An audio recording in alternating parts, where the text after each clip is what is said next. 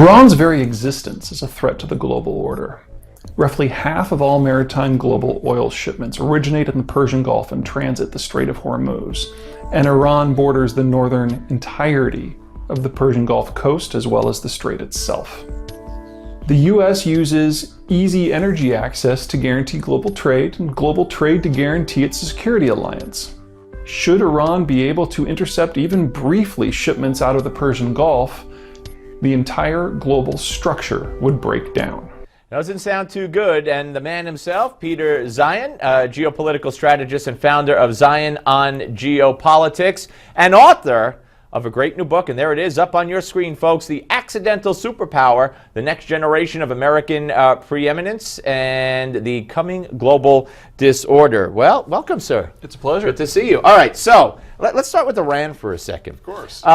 If they get what they want, and they have the capability to create nuclear weapons. Does your whole book, does the whole premise go out the window? Actually, I would turn that question on its head.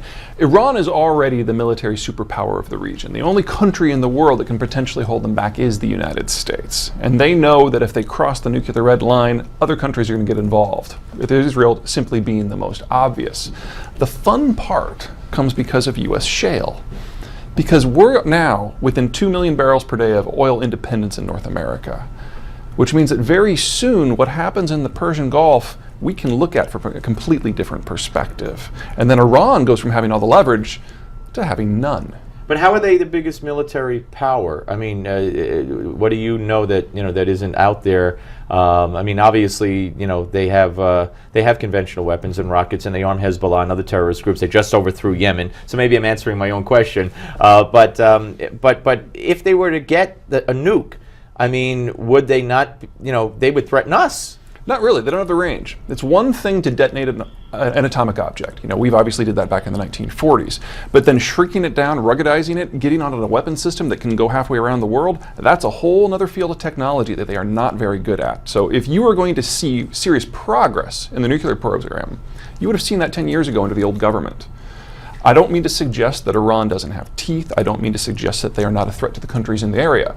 What I'm saying is that because of the way the United States' economy has changed, they're no longer an economic or military threat to us anymore, and that provides us with some amazing opportunities. Well, I believe all they got to do, if they don't have it already, is get those intercontinental ballistic missiles, which I don't think is too hard to do, and they would use it against us because their imams, their ayatollahs believe in the missing imam coming back, and he only comes back through Armageddon, so you won't have mutually assured destruction like you had with the Soviet Union as a deterrent, and their Armageddon brings them all to heaven. Something to keep in mind about the imams, all of them are businessmen. Well, there's a big difference between rhetoric and reality. All right, let's agree to disagree on that.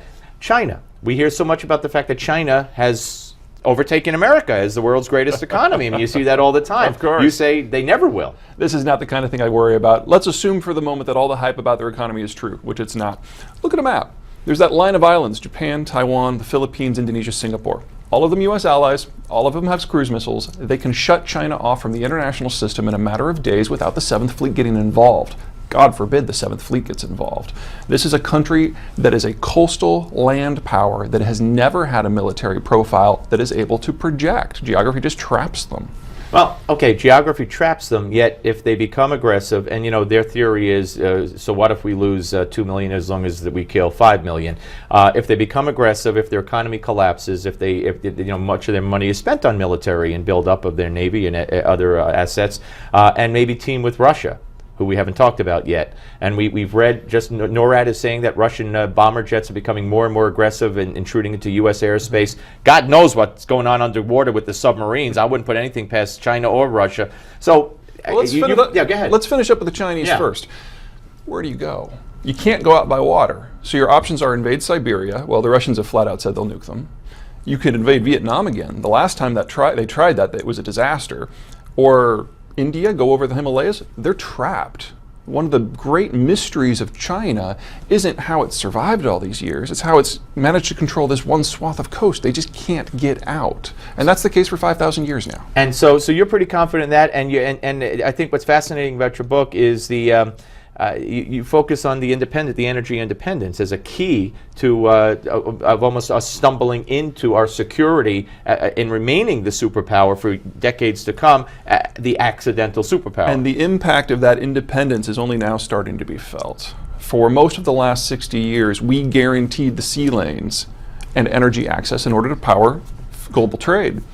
We no longer have an interest in that anymore. And that's a problem for countries that import energy like China. All right, folks, it's all here. It's a fascinating read and a fascinating outlook for the future of our country and the geopolitical landscape. And it's the accidental superpower. And Peter Zion, thank you so much. Appreciate you Great coming to be in, here. sir. All right, folks, we are coming back with lots more of the Steve Malzberg Show. So keep it where it is, right here, only on Newsmax Television.